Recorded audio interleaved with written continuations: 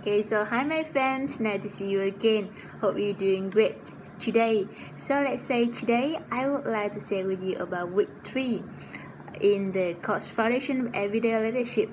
The topic will be group decision making. So as you remember, I stopped at week 2, individual decision making. At that time, if you want to make the decision by yourself, you need to use your subjectivity, your opinion to estimate the probability the thing will not gonna happen if you make the decision.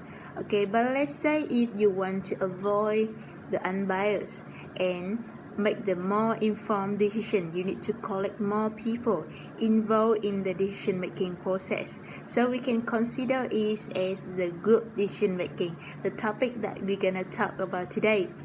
Okay, so to talk about that, I draw my map for you to easy to get this idea, group decision making.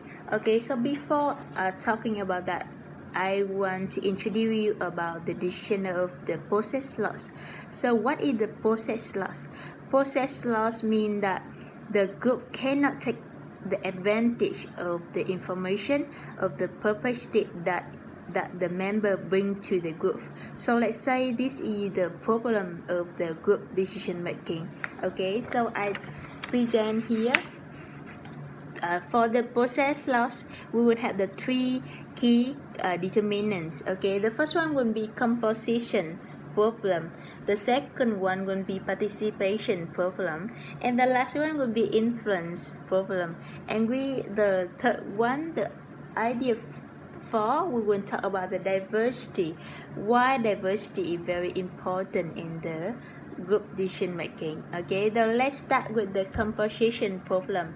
So according to the similarity attraction theory, we usually attract the person have the same idea, have the same perspective with us. So in terms of the group decision making is actually not good, because when you make decision, you want to have more different idea, you want to have more different perspective. So that means if you follow the similarity attraction theory, that means your decision will not have the more information. Okay, so you would have the like oversample, because a lot of people have the same idea with you. Okay, so to solve this problem, you need to take advantage of diversity. Okay, and you also like can collect the that disagree member, the member have the disagree idea with you. Okay, so you can take advantage of their idea to make the more informed decision. Okay, so let's talk about the participation problem. Let's say in the group, some people want to contribute the idea, but some people actually don't want to give their idea. So we can call them like spectator. Spectator is the person who prefer listening than talking to give idea, for example. So I also found very interesting phrase, get a word in X ways. Get a word in SY, that means the opportunity to talk. For example, I have the sentence, John talks so much, so no one can get a word in SY. That means no one can have the opportunities to talk.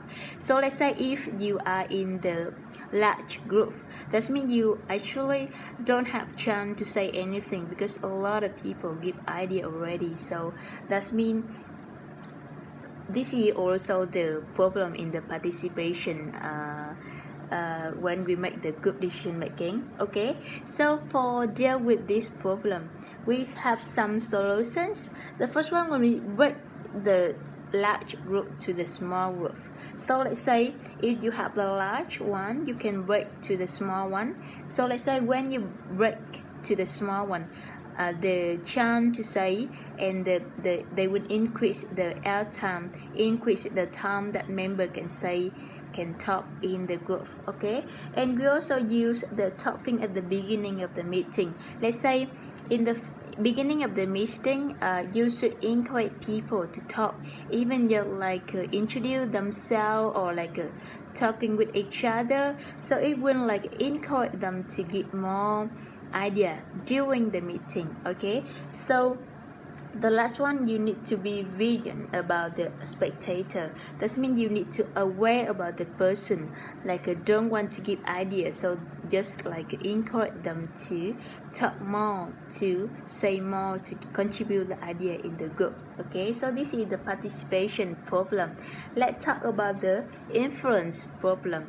Let's say we usually look to other and then find the solution, because sometimes you feel uncertainty about that, so you look for other people to find the solution. So this is the influence problem.